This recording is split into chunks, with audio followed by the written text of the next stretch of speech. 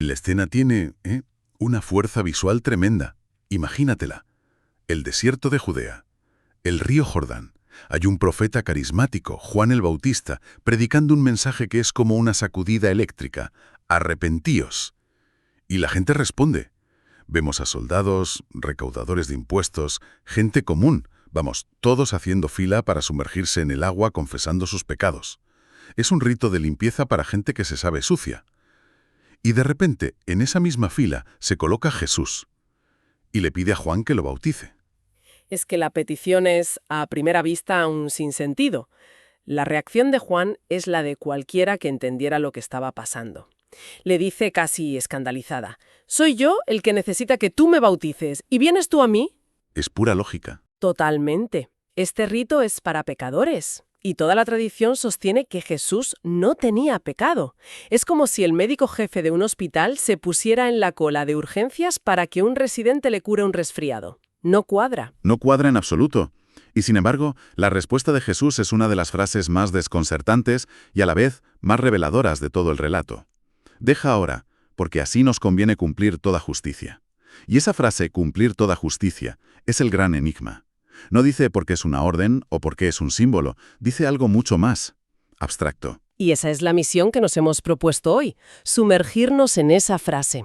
Porque no es un simple detalle biográfico, es la clave que abre la puerta a entender toda su misión. Para ello vamos a analizar las fuentes, a desmontar el texto palabra por palabra desde el griego original y a ver cómo ese breve intercambio resuelve una tensión teológica enorme. Perfecto, pues vamos a ello. Me parece que la única manera de entender la frase completa es desmenuzarla, como dices. Empecemos por el principio, por esas dos primeras palabras, que suenan casi como una concesión. Deja ahora. ¿Qué se esconde ahí? Muchísimo. En griego es haces arti. La primera palabra, haces, es un imperativo que significa permite, suelta, deja pasar. Pero lo que es fascinante es que la raíz de ese verbo es la misma que se usa en la oración del Padre Nuestro para perdona nuestras deudas. Ah, qué bueno. Hay un matiz de liberar algo.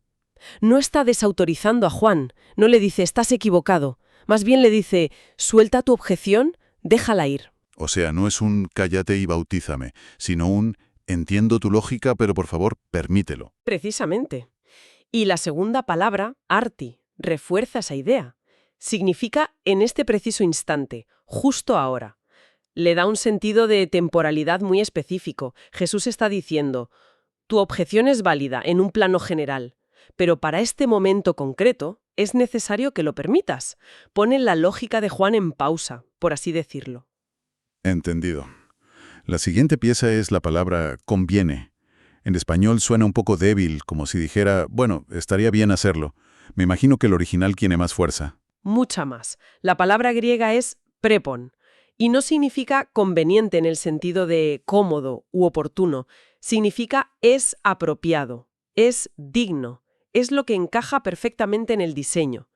La Vulgata latina, la traducción clásica, usa la palabra decet, que significa es decoroso, es lo que corresponde. Ah, eso es muy distinto. Elige una pieza de madera muy concreta para una junta. No es que tenga que usar esa pieza por obligación, podría usar otra, pero elige esa porque es la que hace que toda la estructura sea estéticamente perfecta, sólida y armoniosa. Eso es prepon. Eso es prepon. Este acto, el bautismo, es la pieza que encaja a la perfección en el gran diseño de Dios en ese momento. Me encanta esa analogía. No es una obligación externa, sino una coherencia interna. Y la acción que encaja es cumplir, que de nuevo es una palabra que solemos asociar con obedecer una lista de reglas. Y de nuevo, el griego nos abre un mundo nuevo. El verbo es plerosai, de pleroo. Su significado principal no es obedecer, sino llenar, completar, llevar a su plenitud. Ah, Es exactamente la misma palabra que Jesús usa más adelante en el Sermón del Monte, cuando dice que no vino a abolir la ley, sino a cumplirla, a plerosae. claro. O sea que cuando luego dice que viene a cumplir la ley, no está diciendo que va a ser el mejor en obedecerla, sino que va a mostrar su propósito final, a llenarla de significado. Eso cambia por completo la lectura de ese pasaje. Totalmente. Cumplir la ley no es marcar todas las casillas. Es como tener el boceto de un gran cuadro y en lugar de simplemente no salirse de las líneas, llenarlo de color, de profundidad, de vida, hasta que la obra está completa y revela la intención original del artista. Vale, si juntamos las piezas, tenemos algo como: permítelo en este instante porque es lo apropiado y digno para que llevemos a su plenitud. Y aquí llega el gran concepto. Toda justicia. Pansan, dikaiosinen. Esta última parte me parece la más desafiante. ¿Qué entendía un judío del primer siglo por justicia? Es la clave de todo. Para nosotros, justicia es un concepto casi siempre legal. Tribunales, leyes, dar a cada uno lo suyo. Pero en el contexto judío, dikaiosine es un concepto relacional. Tiene que ver con la alianza con Dios. Ser justo es actuar de acuerdo con la voluntad revelada de Dios. Es cumplir fielmente tu parte del pacto. Ocupar tu lugar correcto en el plan de Dios. Exacto. Y la palabra toda, pansan, es radicalmente inclusiva. Sin fisuras, sin excepciones. No la justicia importante o la mayor parte de la justicia. Es el paquete completo. Si lo unimos todo, la frase es de una densidad brutal. Es como si dijera: Juan, suelta tu objeción por ahora, porque es la pieza que encaja a la perfección para que tú y yo llenemos por completo el diseño de la fidelidad al plan de Dios, sin dejar ni un solo cabo suelto. Pero la pregunta del millón sigue ahí. Si no necesitaba perdón de pecados, ¿por qué este acto era la pieza que encajaba? ¿Por qué era justo? Aquí es donde las distintas interpretaciones que ofrecen las fuentes se vuelven fascinantes, porque no se excluyen entre sí, sino que se suman, como capas de significado. La primera hipótesis, y quizá la más inmediata, es la de la identificación. Jesús se pone en la fila con los pecadores a los que ha venido a rescatar. Es un acto de solidaridad radical. Es que eso es muy potente. No se queda en la orilla gritando instrucciones. Baja al barro con ellos. Exacto. Es el rescatador que, en lugar de lanzar una cuerda desde la seguridad del borde del pozo, desciende al fondo para subir con la persona atrapada. Y fíjate en el plural que usa Jesús. Nos conviene. No dice me conviene. Incluye a Juan. Se ven a sí mismos como parte del pueblo de Dios cumpliendo juntos este plan. Esto encaja a la perfección con otros textos que dicen que se despojó a sí mismo o que por nosotros lo hizo pecado. Vale, esa primera capa es la solidaridad. Pero hay más, ¿verdad? Porque el evento que sigue es majestuoso. Efectivamente.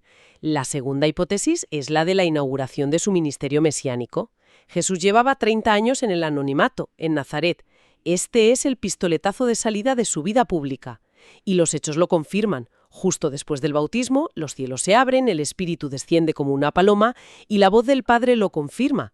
Este es mi Hijo amado. Es una consagración pública. Una teofanía, la manifestación de la Trinidad. Pero espera, si el objetivo era inaugurar su ministerio, ¿por qué elegir un rito tan humilde? Parece contraproducente. Un rey suele ser coronado con oro y trompetas, no metiéndose en un río con gente que confiesa sus pecados. ¿No había otras opciones? Esa es una objeción muy buena. Y es precisamente la debilidad de esta hipótesis si se toma de forma aislada. Por eso necesitamos la tercera capa de significado, la de cumplir el patrón de la historia de Israel. Aquí la conexión con el Antiguo Testamento es crucial. La nación de Israel nació, por así decirlo, al cruzar las aguas del Mar Rojo. Eso es, lo que el apóstol Pablo describe como un tipo de bautismo. Exacto. Y de ahí pasaron al desierto para ser probados, y fracasaron. Y Jesús, justo después de su bautismo, Es llevado al desierto para ser tentado. Él recapitula la historia de su pueblo, cruza las aguas del Jordán y va al desierto para triunfar donde el antiguo Israel había fallado. Las 3 tentaciones a las que se enfrentan el desierto son un eco directo de las rebeliones de Israel. Él es el nuevo Israel, el que sí es fiel. Su bautismo es el nuevo cruce del Mar Rojo. me parece increíble cómo se entrelazan las historias. Entonces no es una cosa o la otra. Es solidaridad, es inauguración y es la culminación de la historia de Israel. Todo en un solo acto. Exactamente. Y eso nos lleva a la cuarta hipótesis, que es la síntesis de todas las demás y la más robusta. Jesús vino a cumplir todo el protocolo divino, sin saltarse un solo paso. El ministerio de Juan, su bautismo de arrepentimiento, era la preparación del camino que Dios mismo había profetizado. Omitir ese paso, aunque no fuera para él en el sentido del perdón, habría sido cumplir casi toda la justicia, pero no toda. Me gusta la analogía que usan las fuentes sobre esto, la del desarrollador de software. Es perfecta. El creador de un sistema operativo no necesita que el sistema lo valide a él, pero para demostrar que el programa funciona exactamente como fue diseñado, ejecuta el protocolo de validación completo, De principio a fin. sin usar atajos de administrador. No hace un hack para saltarse pasos. Demuestra la integridad de su propia creación sometiéndose a sus reglas, Es que Dios elige actuar con una coherencia interna total. con el orden que él mismo ha establecido. Esto que dices me hace pensar en un patrón que se repite constantemente en su vida. Nace bajo la ley judía, es circuncidado al 8º día, es presentado en el templo, paga el impuesto del templo. Nunca, en ninguna de esas situaciones, le vemos decir: un momento, que soy el hijo de Dios, esto a mí no me aplica. Es que has dado en el clavo. Es la inversión total de lo que podríamos llamar la actitud adánica. Adán, en el relato del Génesis, buscó la excepción a la regla. ¿Por qué este árbol no? Porque esta regla tiene que aplicarse a mí. Toda la historia de la caída es la búsqueda de una excepción.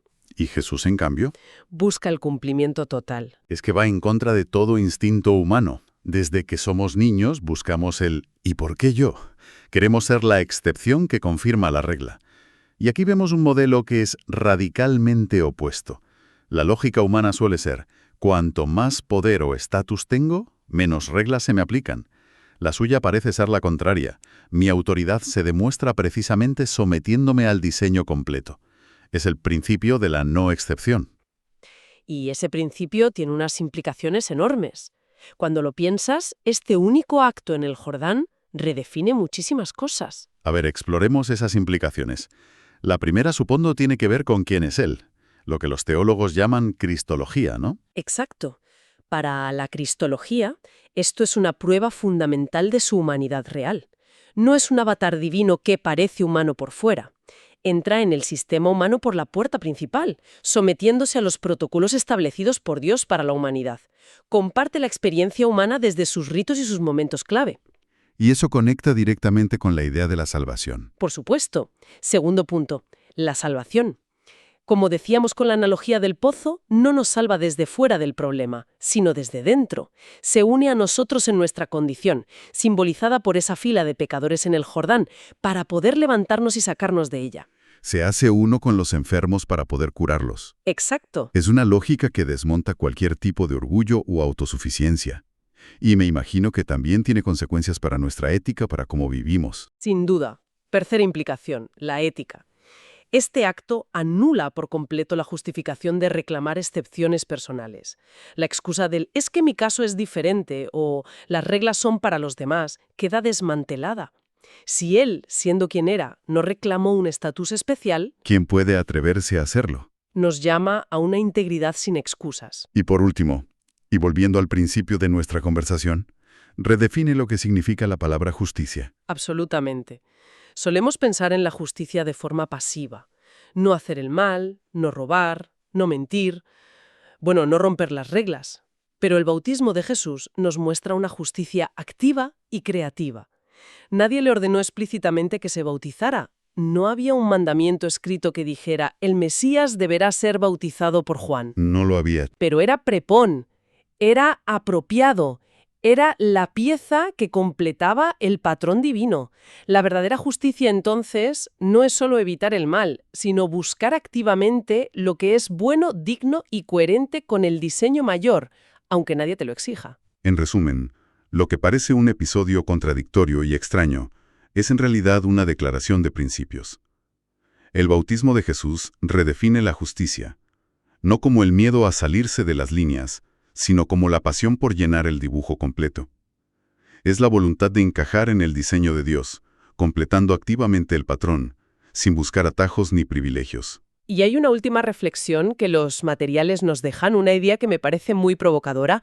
Cuando Juan protesta, la respuesta de Jesús es mínima, casi críptica.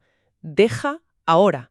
No se sienta a darle una clase de teología de 1 hora sobre la solidaridad, la tipología de Israel o la inauguración mesiánica. Simplemente le pide que confíe y actúe. Y lo increíble es que Juan obedece. Obedece mucho antes de poder entenderlo todo. Confió en la persona, más que en la explicación completa. Exacto. Y eso nos deja con una pregunta para reflexionar en el silencio que sigue a nuestra conversación. ¿Qué bautismo hay pendiente en nuestras vidas? ¿Qué paso que en el fondo sabemos que es apropiado, que es preponderante, que es coherente con el diseño mayor de nuestra vida o nuestra vocación, hemos estado evitando con la excusa de que técnicamente no es obligatorio? ¿Dónde se nos está pidiendo que confiemos y actuemos incluso antes de tener todas las respuestas?